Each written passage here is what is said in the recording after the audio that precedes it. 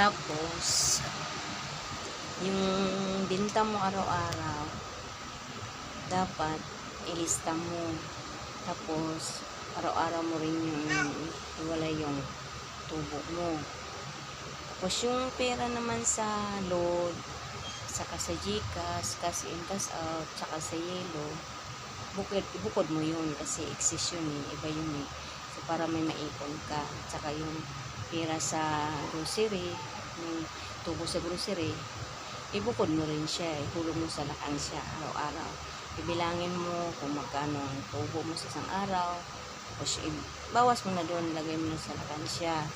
Tapos, yung sa Yelo, saka sa GCash, yung bukod mo yun siya sa cash in, cash out. Kasi, minsan, pag bumibinta ako ng 2,000 sa isang araw, ang tubo ko nung sa grocery lang yun,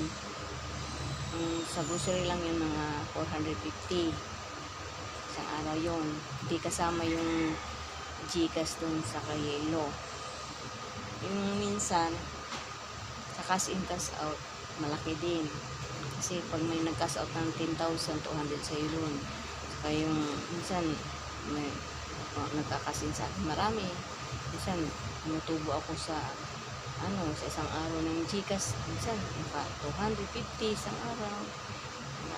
150, 100, gano'n. Pinakamababa na yung 50, gano'n kasi mga load, magkano lang yung 3 lang tubo mo dun sa load. Doon ka pabawi sa cash in, cash out kasi malaki yun. Saka sa Yelo, minsan, tagay ngayon, tag-init. Malaking pinta sa Yelo ngayon. Lagi akong gumagawa ng Yelo kasi lagi ubos yung Yelo ko. Minsan, isang dan ako sa araw ng Yelo. 100 pesos, minsan 70, 80. Nahulog ko yun sa baboy kasi para alam ko kung magkano kita sa Yelo sa loob ng isang buwan, magkano yung kita sa GCash sa loob ng isang buwan, sa grocery, magkano yung income ko sa loob ng isang buwan. Hiwalay mo na yun sa para alam mo ba. Ngayon itong ginawa, ilagay ko sa baboy. Ito.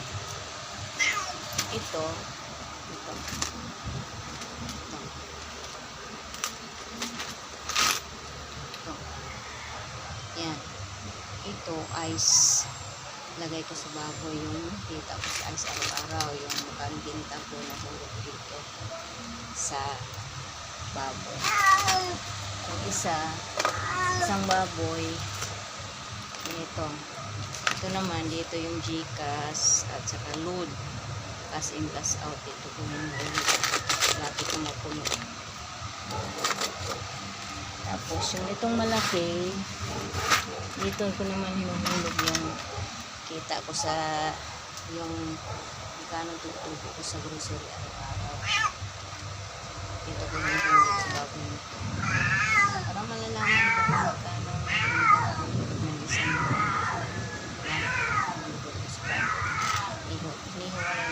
binibilang ko kaagad yung gabi bago ako matulog, binibilang ko kung magkano yung tubo ko. Dito nilalagay yung baboy. Tapos yung balik, kumpra mo naman yung puhunan. Tapos yung tubo lang lagay mo doon sa baboy.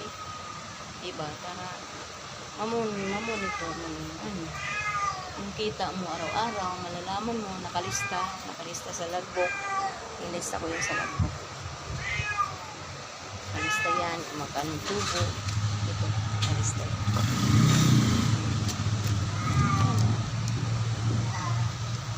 Nakalista yan. Pizza yan. Yan ang pizza. Tapos kung magkano tubo sa isang araw. Okay, ito yan dyan. Kasi